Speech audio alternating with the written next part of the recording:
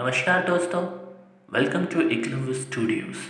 तो आज हम बातें करने वाले हैं बहुत ही इंटरेस्टिंग टॉपिक के बारे में, कुछ थोड़ा हट के।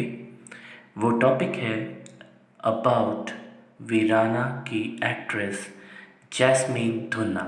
जी हाँ, जैस्मीन धुन्ना, जिसको हम जानते हैं बहुत ही खूबसूरत अदाकारा से। वीराना मूवी किसे याद नहीं होगा। मैं तो वीराना मूवी सिर्फ जैस्मिन धुना के लिए देखा करता था। ऐसे लोग बहुत मिलेंगे आपको बोलते हुए कि वीराना मूवी में सिर्फ वही एक लड़की। बहुत लोग को तो याद भी नहीं होगा कि जैस्मिन धुना उसका नाम है। और वो गाना आज भी मुझे तो वो गाना बहुत आज भी याद है। साथी हो मेरे साथी। जी हाँ, तो आज मैं वही बात करने वाला हूँ जैस्मिन धुना के बारे में, जहाँ पे मैं आपको बताऊँगा कि कब जैस्मिन धुना को और कैसे उसे रोल मिले एंड क्यों उन्होंने मूवी वीराना मूवी के बाद आपको जैस्मिन धुना नहीं दिखी और फिर कहाँ वो गायब हो गई है। इन सब के पीछे कुछ ना कुछ थ्योरी आजकल लोग बातें चर्चा करते आ रहे हैं। इवन आप गूगल में भी टाइप कीजिएगा जैस्मिन, तो आपको 3 या 4 लिस्ट में जैस्मिन धुना ज़रूर दिख जाएगी।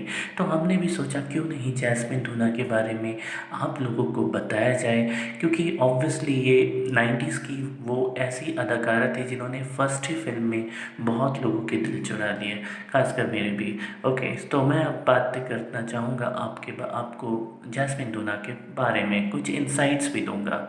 जैसे रामसे, सबको पता है कि रामसे ब्रदर्स ने ये मूवी बनाई थी 1988 में, जिसका नाम था वीराना।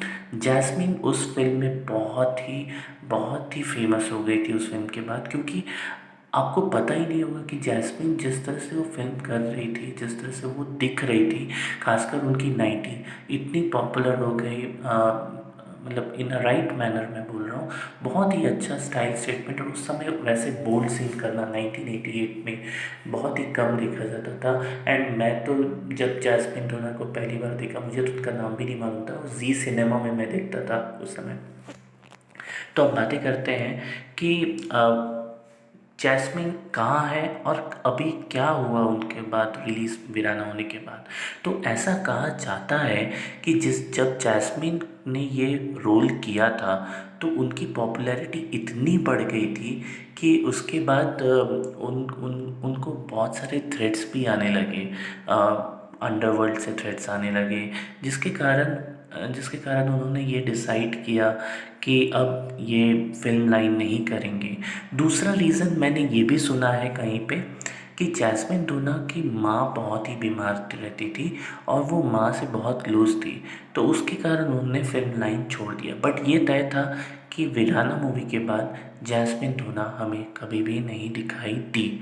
लेकिन अभी ये कहा जाता है कि आफ्टर 1988 जैस्मिन जॉर्डन में सेटल हो गई है। कुछ मीडिया रिपोर्ट्स ये भी कहते हैं कि जैस्मिन अभी ज़िंदा ही नहीं है, बट सच है क्या ये आज भी हम नहीं पता कर पाए हैं, बिकॉज़ ये एक ऐसा अंडर कवर मिस्ट्री रह चुका है इंडियन बॉलीवुड मूवीज़ में कि एक एक्ट्रेस एक मूवी करती है, इससे पहले एक और दो मूवी और की है, उनका नाम भी हमें याद नहीं होगा, लेकिन जो मूवी उन्होंने किया है वीराना, उस मूवी के बाद जैस्मिन कभी भी दिखाई नहीं दी। कुछ लोग ये भी बोलते हैं कि जैस्मिन को जो आपको पता होगा कि सरकार अतिथि करके एक मूवी थी 1979 में, जिसमें विनोद खन्ना थे और अमजद खान थे। वहाँ पे जैस्मिन को मिला था, इंट्रोड्यूस्ड हुआ था कोठारी। आपको पता होगा डायरेक्टर कोठारी जी जो है, जिन्होंने ये मूवी बनाई थी सरकार अतिथि, उसमें जैस्मिन को इंट्रोड्यूस किया था। और एक कॉमन चीज़ ये भी है कि कोठारी ने ड्राइवर्स भी 1984 में।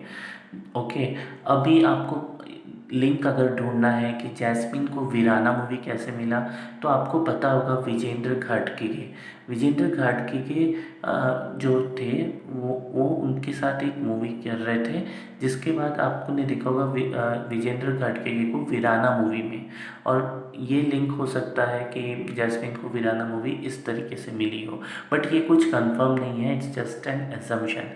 बट आज भी दिलों की धड़कन जैस्मिन की वो जो पॉपुलर गाना है साथी मेरे साथी, वो आज भी याद रहता है। तो हम लोग यही ये भी जैसे मैंने आपको बताया कि अंडरवन टॉन जानते थे कि उनके साथ स्पेंड करें एक नाइट। तो बहुत सारे ऐसे ऐसे चीज़ थे जिसके कारण क्या होता है कि बॉलीवुड में जो अच्छे अदाकारा होते हैं, जो आगे बढ़ना चाहते हैं, उनको कभी ना कभी कुछ कुछ अपने ही खूबसूरती के कारण, अपने ही अच्छे टैलेंट के कारण उन्हें कुछ कुछ बैक ड्रॉप करना पड़ता है।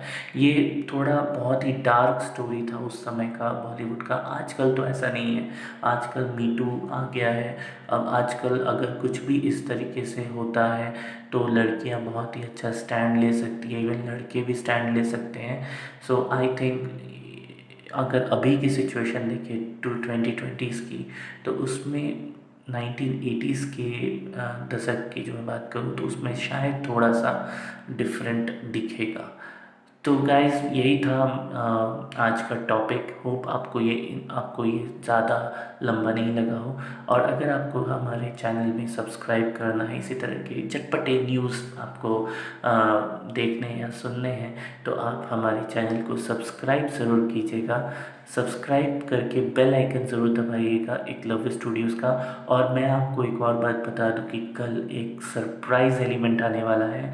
कल हम बिग बॉस मराठी 1 के फाइनलिस्ट, जी हाँ, फाइनलिस्ट के इंटरव्यू लेने वाले हैं, वन ऑफ द फाइनलिस्ट के। मैं आपको नाम तो नहीं बताऊंगा, आप लोग कमेंट सेक्शन में ज़रूर बताइएगा कि वो कौन है। सो थैंक यू दोस्तों, thanks for watching this review. इसी तरह हम आपको बहुत सारे नए नए चटपटे न्यूज़ देंगे। So stay tune and to subscribe. Thank you, bye bye.